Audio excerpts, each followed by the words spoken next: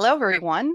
I'm Rabbi Efrat Zarren-Zohar, the Executive Director of SAGE, Center for the Advancement of Jewish Education, the sponsor of the Miami Jewish Film Festival. And it's my pleasure and honor to welcome to this interview Rabbi Dr. James Jacobson-Maisel, the founder and leader of Or Halvev, which is the Center for Jewish Spirituality and Meditation. Jonathan Perlman, the director of 7 Days of Silence, this short film. Joe Green, a social entrepreneur who's featured in the film, and Danielle Berrin, a writer, newspaper columnist, and someone who is also an active participant in Or Halvev retreats. I too have been a participant in several Or Halvev retreats and know of its benefit firsthand. So I'm extremely excited to ask you all this question. What brought you to your very first meditation retreat? What motivated you to come to something, especially something which is 7 days of silence, a pretty big commitment? So I'll start with Rabbi Dr. James. Tell us your experience. Suffering. Suffering. Tell us more. I love running to my first retreat. Very simply, I was at a time in my life where I was having quite a hard time. I was in college. And through a series of events, including some bodily injuries and chronic pain and difficulty I was experiencing, and other things that, in retrospect, I hadn't processed, I had fallen into depression and anxiety and was just really suffering a lot and was looking for a way out. I didn't really know what that was. And I had a physical therapist who I was working with on the bodily pain who recommended meditation to me just for sleep because I was having a hard time sleeping. So I started meditating. And as soon as I started, it was sort of very quickly clear, within really a few days of doing it, that it was a dramatically new way of relating to my experience, a way that I'd never had before. What I hadn't realized was that I was running away from my experience all the time. I was avoiding my experience. I was shutting down to my experience instead of opening up and facing and welcoming in my experience, which included the fear and the sadness and the grief, but also included joy and wonder and openness and connection. And those initial moments of practice really opened my eyes and it gave me a new orientation to life. And once that started, it was clear to me that there was a yearning to deepen practice. And that started, first of all, just with myself. And then by going on retreat. And on retreat, what I found was an opportunity to just deepen and unwind deeply inside, sort of release deeply inside in a way that was unparalleled in my experience. I'd certainly never had anything like that happen. And was also unparalleled even in relationship to the quite serious daily practice I was already doing at that point. I was, quite quickly went to at least 45 minutes a day. I was very dedicated to my practice. And but on retreat, there was a kind of marinating in this open, in this silence, in this presence, in this softness and vulnerability and liveness and vividness that was beyond anything I'd experienced, really in anything else in my life. Thank you. And Danielle, what brought you to meditation, to silent meditation retreats? So the truth is, journalism. I heard about Or Halvev through my reporter role at the Jewish Journal in Los Angeles, and I've always been a deeply curious person, and I've always taken the sort of existential and spiritual journey quite seriously. So I was game for doing something that I thought would probably be quite challenging and quite unique. And I guess once I experienced the retreat, I didn't realize how much, in fact, I was suffering. So I discovered my suffering in a sense on retreat. And I think the container of the retreat experience allowed me to be a version of myself, which is probably the most essential version of myself that I wasn't able to quite fully inhabit in my everyday life. And so that was a tremendous opening for me. And as James said, that softening and that vulnerability is not a way that I would identify myself in the everyday. And so going on retreat was like this beautiful experience of just feeling the totality of my being and my soul. Thank you. And Joe, you were featured in the film that Jonathan made. And what brought you initially to a meditation retreat, a silent retreat? First retreat was with James in 2015 in Israel. And I think my sort of spiritual curiosity was opened by psychedelic experiences in 2011. And I followed a trajectory that a lot of people have, which was psychedelics serving as this kind of commercial for the spiritual life. And then I was very curious to explore, and I had a chance to take a sabbatical, which, unbeknownst to me at the time, timed basically exactly with the Shemitah year, the Jewish sabbatical year in 2014-15. And I sort of just wanted to try a bunch of different things, and a number of friends had done silent retreats. And one of my college roommates, Ari Hasid, who's a rabbi in Israel, told me about James, and we connected. And I actually had a other trip planned to Israel shortly before the retreat, so the timing all kind of worked out. Thank you. And Jonathan, so as a director, you actually sort of narrate your experience in this film and experiencing a silent retreat. But recap for us a little bit about your own sense of motivation in coming to a silent retreat. So I kind of haphazardly ended up there, as I found out, no one seems to arrive there just looking for this massive experience, which happens to happen. It's amazing how people just kind of stumble upon it. And someone had just told me I had tried meditation for years and it never seemed to really work. I did yoga and things like that.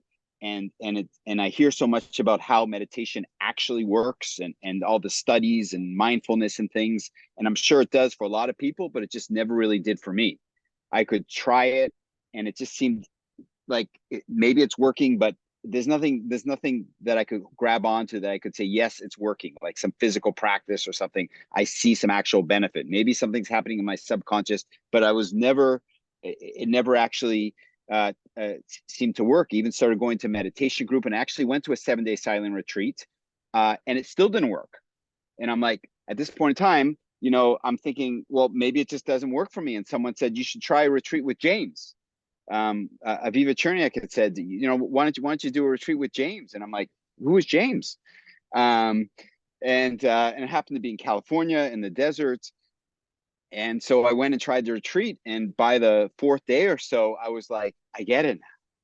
And all that can mean, all that's inexpressible. And I was like, everything I could have ever looked for almost, searching so hard, somehow on this retreat was able to find. That's so broad, and at least everyone here on this panel can understand what that might mean. If one hasn't experienced a retreat, it's just talk. It's just words. But it's just it was, so that brought me there. Again, I still was a little skeptical. I was almost resigned that this kind of experience maybe wasn't even accessible or possible to feel this kind of depth, this kind of connection, this kind of love. And it was ending up on that experience. I was like, I can't believe all we are is sitting and walking, very basic meditation practices held in this particular space. And all of a sudden, after 4 days, in a very subtle but yet strong way, this kind of magic happened. So that was kind of what brought me there. And I was like, again, beyond any expectations, even as some people I'd interviewed had said, I didn't expect this to happen on retreat because I've never experienced this before. So how could I ever expect this to happen? I'd also add that the sitting with Or Halvev and with James is not just any retreat. One of the most powerful components, and I can say this because it's the Miami Jewish Film Festival, is that you're on a Jewish retreat and you are sitting in Jewish community and family while you're going through this experience. You're observing Shabbat. You're chanting every morning Hebrew prayers. So the rituals and the texts of Judaism, of your tradition, of your heart and your soul are also welcome, very welcome guests on the Or Halvev retreat, which is really powerful and really special and really rare. Thank Yeah. you. That's Thank yeah, you. Joe. Mhm. Maybe I can kind of second that, which is I've since my first retreat with James, I've gone, kind of down the rabbit hole, and I've sat something like 10 or so retreats with James. But I've also sat retreats in a number of different Buddhist traditions. And people sometimes ask me, what's the difference about, sitting in Or Halvev retreat versus a retreat at Spirit Rock or a Zen retreat. And the funny thing is, many of those retreats were taught by Jews who became Buddhists. And, in form, in kind of what they look like, they're probably 70-80% the same, sitting, walking, kind of similar meditation techniques. And then layered on top of that with the Or Halvev retreats is the chanting practice, which I find very heart opening, and the arc of Shabbat kind of coming at the end of the retreat. It's ironically, Shabbat is the most active part of the retreat. It's like the crest. Because you're praying and you're singing, Shabbat is usually a rest, but this is kind of, it's sort of an activation.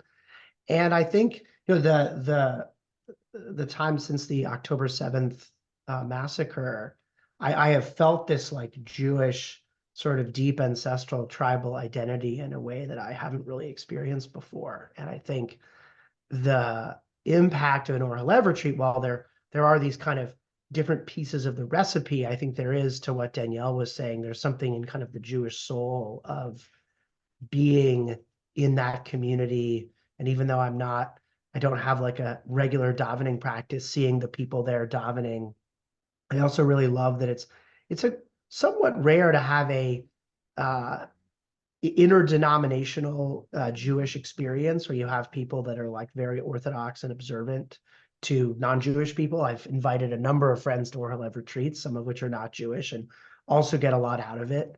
And I think, yeah, that just being in that space with that community, and having now done the California retreat since 2016 with just a break in 2020, it really feels like a community. And the folks there, I look forward to seeing Jonathan, and there's a number of Efrat and Danielle, and there's a number of people that I really often don't see outside of that context. And I think it's surprising to people how deep you can drop into community without talking to each other. And there are people on that retreat I've probably exchanged 20 words with, but I've seen them on retreat year after year and feel this really deep sort of container of community and connection. Thank you. And that actually leads me to the next question, which is, I think every one of us who've been on retreat have had the experience of somebody saying to you, you're going to go for a whole week and be silent? And that's crazy. That's completely crazy. That's crazy. That just sounds terrifying to me. Would never do that, right? Why would you do that? There's this alternate horror and yet a bit of curiosity. And often, especially for somebody like me, who's such a talker, well, wait a minute, how are you able to do this? So there has to be something that each one of us was led to this by something. But I think each one of us could certainly attest that whatever obstacles, whatever difficulties we had of keeping 7 days of silence was radically overcome by the benefits that we experienced, which is why we come back time after time, why it's so meaningful, why I look forward to this in my year and have now started to plan twice a year to be at a silent retreat.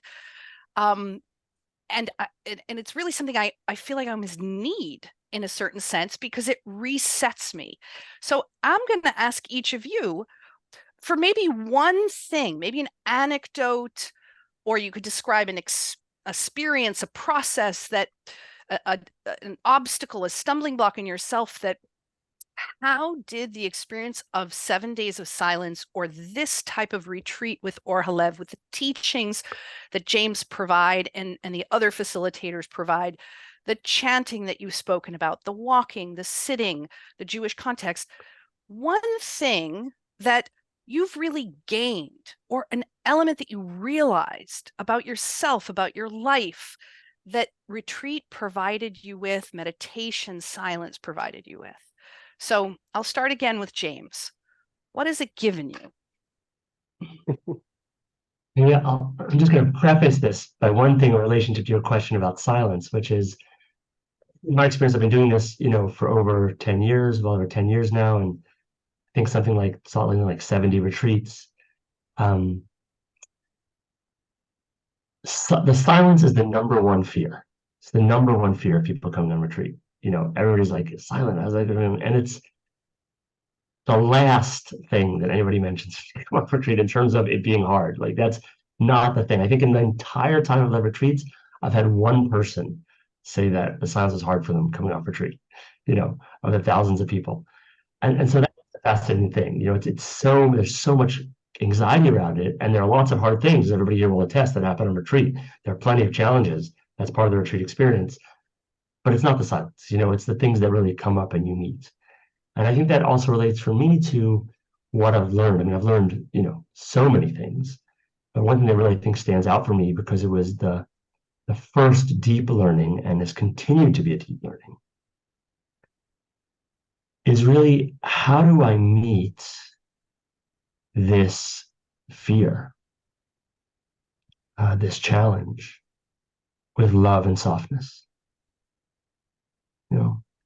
And learning how to do that, not in a theoretical way, that's an easy thing to say or to want to do, but to actually learn to do that in your body when this thing arises. And instead of shutting it down or running away from it or acting out of it, I can turn and meet it with love and say, oh, sweetie, come on in. We can just hang out here together a little bit. Change my life, just change my life. It changed my entire way of experiencing and relating to most of my experience, most of the moments in my life. Changed my relationships, changed how I related to my work. It's been a fundamental piece of how I relate to my children, how I relate to my family, in every way. That recurring practice and message of, can I just meet this with love and softness, has been one of the most transformative things I've experienced. That's really so beautiful. And it actually dovetails to the experience, the anecdote that I would say, which is, I didn't ever perceive myself as a very judgmental person, but clearly as a human, you have judgments. And I remember sitting in the first retreat with you, James, in Or Halvev, and there was this particular woman who was like literally melting down with anxiety. Like, anxiety was like oozing out of every pore in her body. This was right at the tail end of COVID, and so many people were filled with anxiety about COVID and death and all the things that it brought up. And I normally would have been so upset and angry and judgmental at such a person.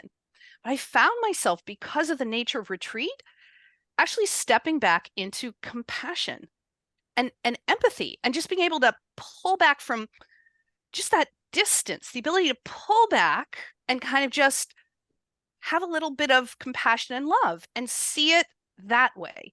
And it was such a huge eye-opener for me, because it was clearly something that I normally clicked into automatically, but the retreat gave me the space, kind of an opportunity to take a different approach. And I did. And then suddenly I was like, wow, I could do this with so many things. I could do this with the incredibly irritating things that arise at work. I could do this in my family relationships, where there may be some irritating, annoying people as well. I could do this on the road in Miami, where the traffic is really horrible and you want to kill most of the other drivers. There's so many different ways that I can apply this. And that was really, really a startling realization, how much it was about me shifting, me taking a breath, right? And then being able to go forward from that point in a completely different mindset. And just the fact that I was able to do it once made me realize I could do it over and over and over again. I just had to click back into that mindset for a moment and give myself that space. So thank you. Thank you for raising that, because it really raised the experience for me as well. And Joe, what about you? What's your big takeaway, or a big takeaway that you experienced from retreat? Yeah, I mean, it's hard, there's many, it's hard to pick one. But I think, one for me has been around restlessness. I think one of the biggest shifts I've noticed over my years of sitting retreat is, I think my first retreats, I was like, I would sit there and like kind of feel like I needed to jump out of my chair, and I couldn't bring a watch with me into the room because I would just know I'd be like checking it all the time and just be like, when is this thing going to be over? And it's funny because there's literally nothing to do, right? The sit's going to end, and then there's going to be a walk, and then more sitting, and like lunch. That's it. So nothing to do. So there's nothing to like be restless about. And so I was just sitting with restlessness and boredom. I think that's a thing a lot of people bring up, is I'm going to be so bored. And you realize that boredom is just a thing to work with, is an expression of some underlying conditions. And so while I still certainly have restlessness, that it's really quieted a lot. And I think, a lot of Jews probably have a lot of restlessness, ancestral anxiety, that they're trying to kill us or whatnot. And yeah, it's just been being able to sit with and be with the restlessness, and as James was saying, like just sit with it and try to welcome it, and try to welcome in the difficult sensations. Danielle, what's an anecdote or experience that you'd like to share from retreat? Well, I've got tons, but so I'm a storyteller. That's what I do in this world that I feel is my most profound calling. And as I mentioned earlier, when I sat on retreat for the first time, and for the first time with Or Halvev, I went as a journalist. And my instinct was, I have to turn this into a story. This has to become a narrative. And then I get there, and they're like, with all the rules, there's no talking, there's no writing, there's no taking notes. And I remember going to James and saying, like, I'm really stressed because I'm here to do a job, and I'm listening to these amazing lectures, and I'm having all these incredible observations, and I want to jot them down so that I can go home and write my story. And I'll never forget this, but he said, try not to take notes. Like, you'll get what you need, and trust that whatever story you need to tell is going to stay with you. You'll remember the details that matter. You'll remember the insights that you'll want to share. And so that was a very that was a very powerful thing for me at the get-go, was to just kind of drop the narrative and just be present for my own experience.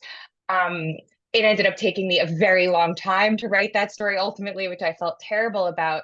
But now that I've sat on retreat a number of years, and because I just can't help it, and now I'm doing some screenwriting. So I'm going to say my big takeaway about retreat, if I had to distill it down to a very simple narrative, it is the hero's journey.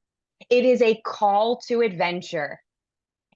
Your first response to that call is to refuse the call because you're freaked out. It's scary. The that, the silence, all the things we discussed. You refuse the call. You meet with a mentor who guides you, someone like James, who comes in and says, I am going to be with you, and I'm going to hold your hand through this, and I'm going to guide you when it gets difficult. And guess what? It gets difficult. You have all kinds of tests.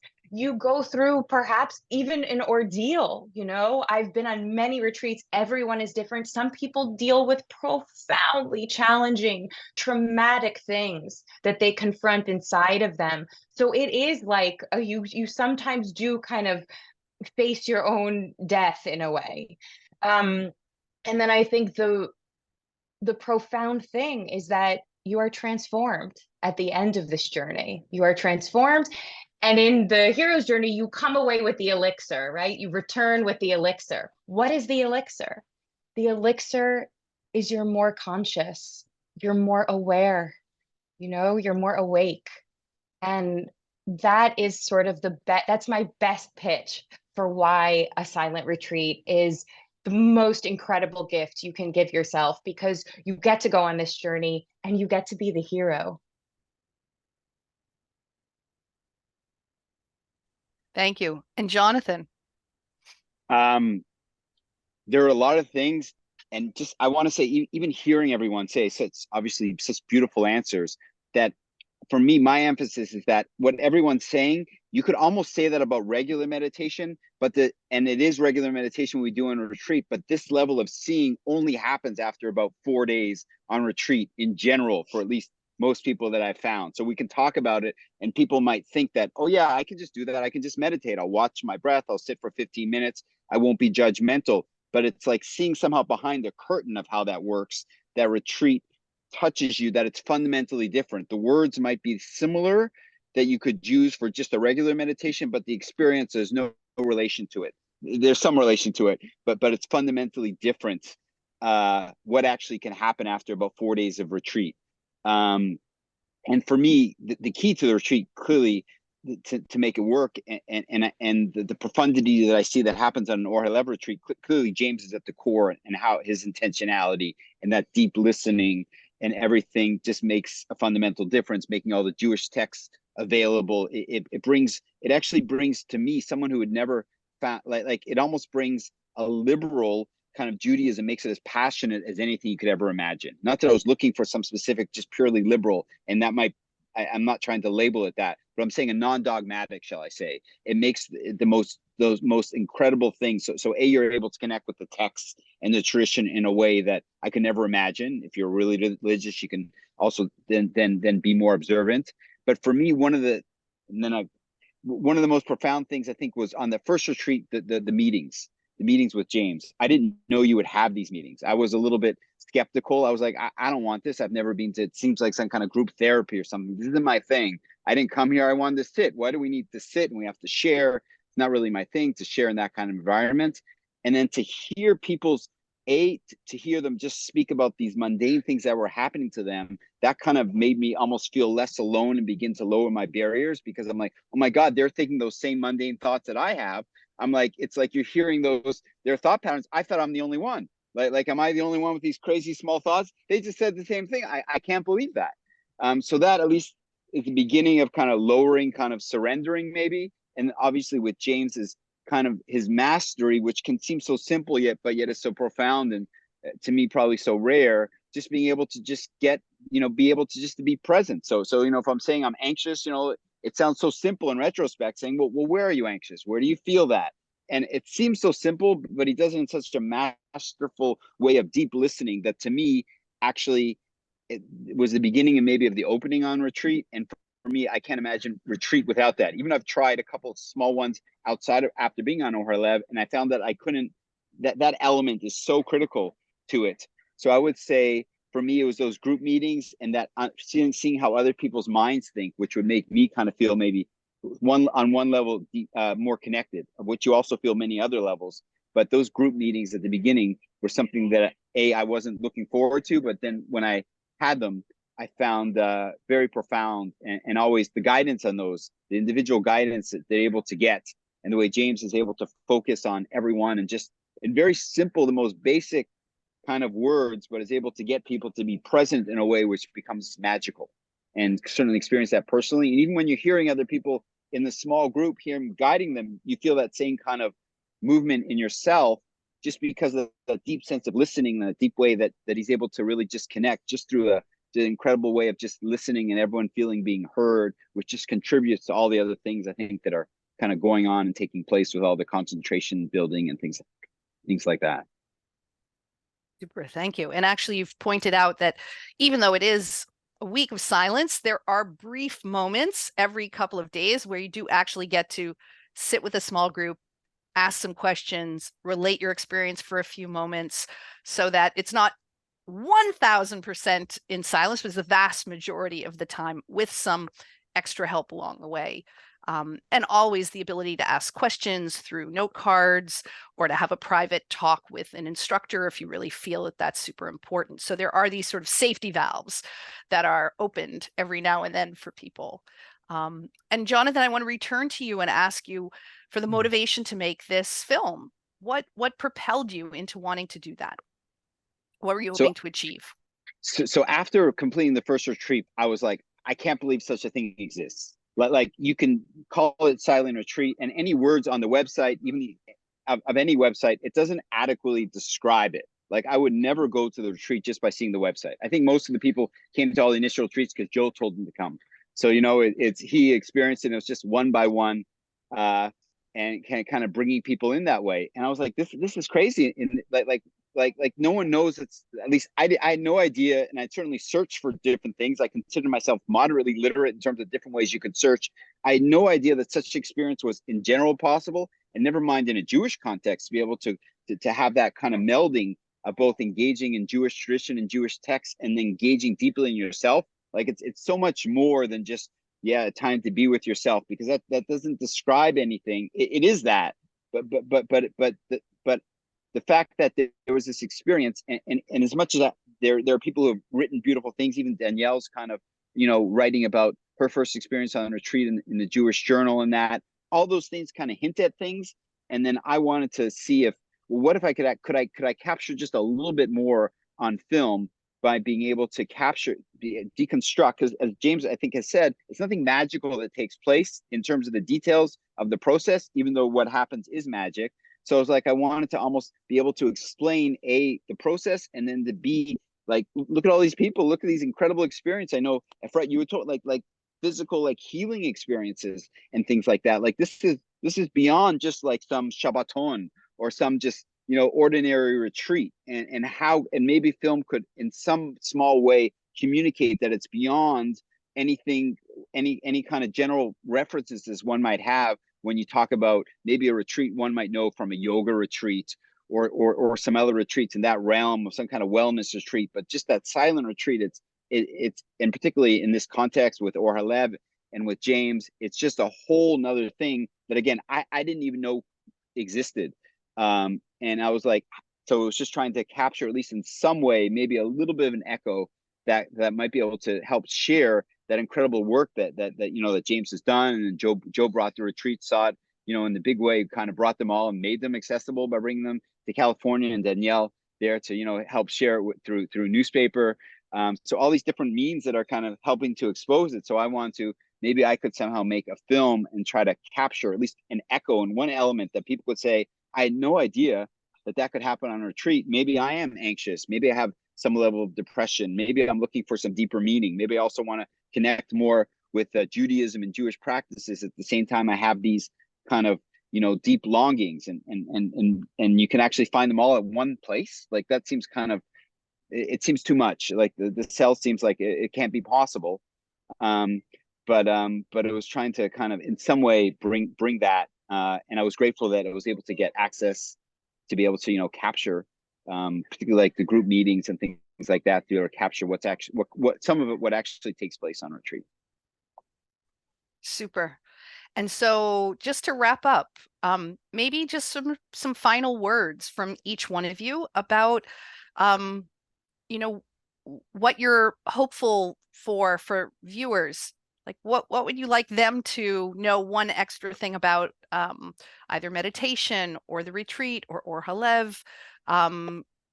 One of the things that I was struck is the fact that Or Halvev is actually attracting a fairly young crowd, especially when you look at the demographics of a lot of Jewish organizations. I felt, sort of surprised. I'm like almost the oldest person in the room.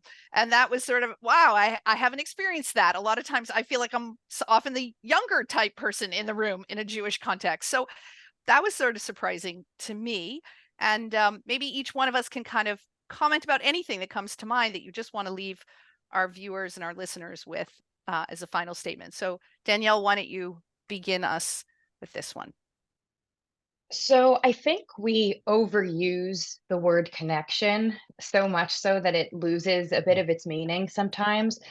But I think the greatest gift of retreat is that it creates a space that allows you not to feel connection, not to connect with someone or something, but to actually experience connection to all things. And that's part of the opening that happens on retreat. But you do have this experience of profound connection, not only to yourself, to all other human beings, but to all living beings. And you come away realizing that I am bound up with all of life. I am bound up with all that exists. And I can't think of a more beautiful, profound, soul nourishing experience than getting just a taste of that connection. It's beautiful, because that's actually what mystics speak about when they write. That exact one piece of it is that exact experience. Thank you. Joe, what about you? Well, as Jonathan said, I feel like I've recruited a number of people to come on Or Halvev retreats, and there's a challenge in that these deep spiritual experiences are ineffable, kind of by definition, which makes them kind of tricky to describe.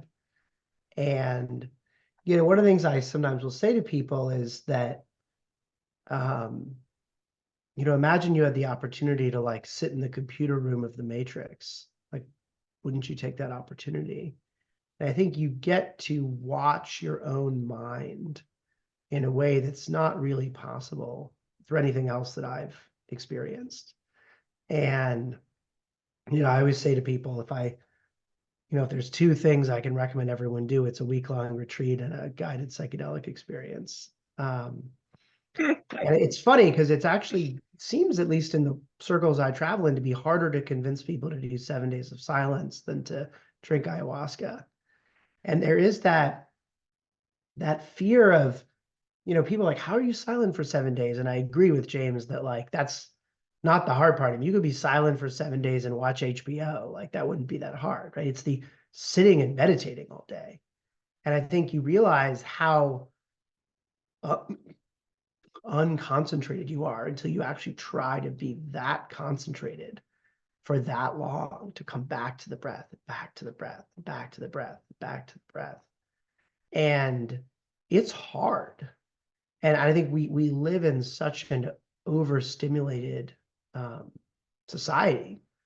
And by the end of retreat, pretty much invariably, I'm just sitting in this soft, silent, sacred beauty. And I feel like I get to kind of hang out with God, and often will have the desire to become a monk. Although I don't think that is my path, but there is such a joy in just sitting quietly. I remember on one of the retreats at Brandeis Bardim, kind of on the final day, kind of taking a walk and sitting up on the hillside, and suddenly being surrounded by thousands of monarch butterflies. And I'm like, whoa, I get to be around all these monarch butterflies while I'm high on meditation. That's awesome.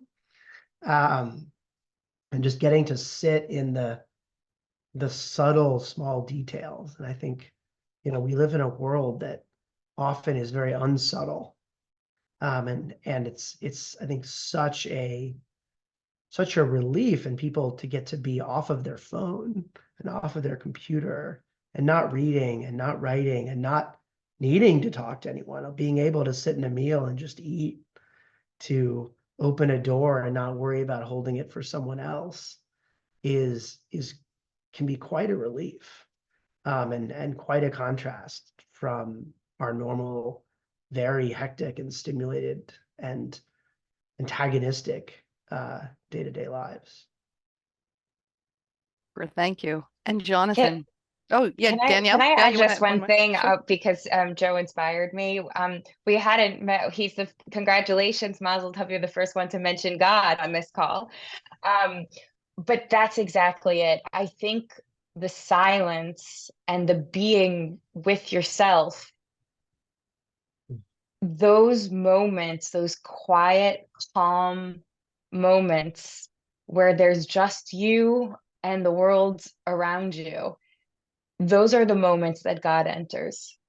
And that's I think part of why it is this, we call it a sacred container. It's a sacred container because it actually creates space for the divine to enter and for you to actually experience God in your real life. Cool. Thank you. Jonathan.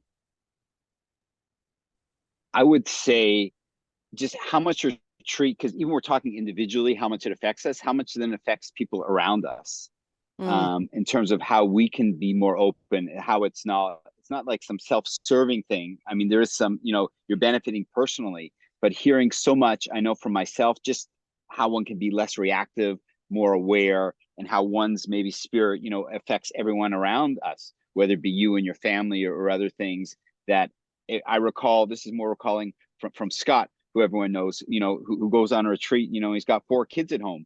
And then, he's like encouraged to has a great relationship, but is encouraged to continue to go on retreat just because he brings back such a love and such an opening to everything around, and it just benefits everything around. It has this much larger effect. It's not just kind of being in some sense of calm and you're in some kind of like blissful place, which you are, but that's not, but it goes so much wider than that. That's just one of the after effects.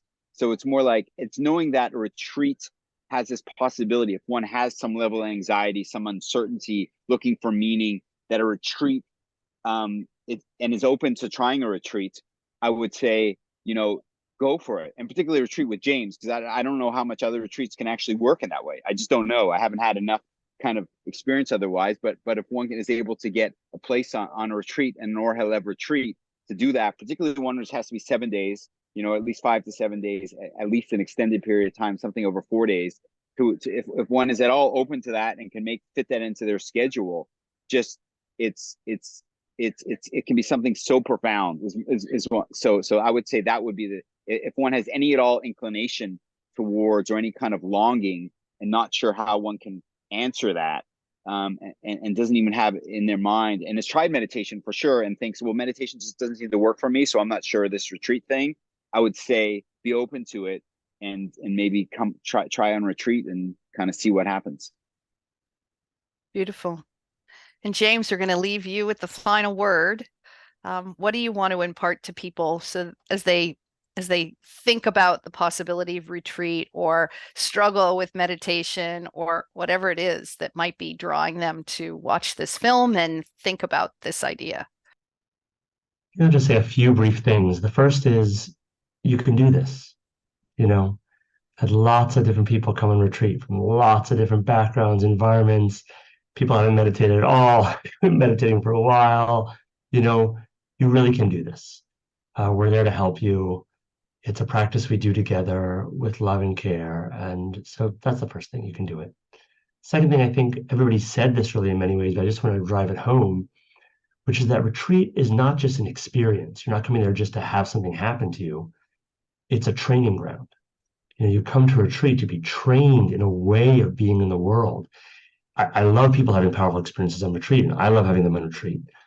But I'm totally uninterested in them if you just come and have a fantastic experience on retreat and then nothing happens, right? Like, that's not the point. The point is that you see things about yourself and you're trained in ways of relating to yourself and others in the world that now come into your life in very concrete, healing, transformative ways. And so I think it's really important to understand that aspect of retreat, an aspect of everything we do at Or Halvev. Everything we do is a kind of training, is a kind of practice. And maybe the last thing I'll say, the many gorgeous qualities, I think, of retreat and what it gives us. One of the things I know about myself on retreat is that there's something unbelievably powerful and beautiful about just being true. It says in the Talmud that Kadosh Baruch Hu's chotmo is emet, that the seal of God is truth. And it's like, I can just be authentically myself. I can really be authentically myself. We live in a world where we're bombarded, by information, by influence, by being told to be this, that, and the other. Even when we're not in that environment, so much of us, in not actually bad ways, is always related to this person and that person. How do I show up? Did I smile at that person? How did I relate in a good way? perfectly fine ways to think in many ways. But I think it's very easy to lose ourselves. I know part of my experience of practice and retreat was the sense of coming into alignment with myself again. It's like, oh, here I am. Yeah, just like coming home. I'm right here in this body, right here in this heart, right here in this mind, with all its wildness, and like craziness, and all its love and care, and all its fear, and all the things that are happening. But I can really just fully be here without pretending to be anybody else, without pretending to be anything else. I can sort of just fully come home to myself. I can just find myself at home again. And it's been a huge gift, a huge gift to come home in that way. Thank you, each and every one of you. And I hope everyone really enjoys this film and takes a look at the Or Halvev website, Or Halvev, ORHALEV.net, and thinks carefully and makes that leap to think about meditating in a Jewish context and giving yourself the actual gift of silence. Again, thank you everyone for being with us at the Miami Jewish Film Festival.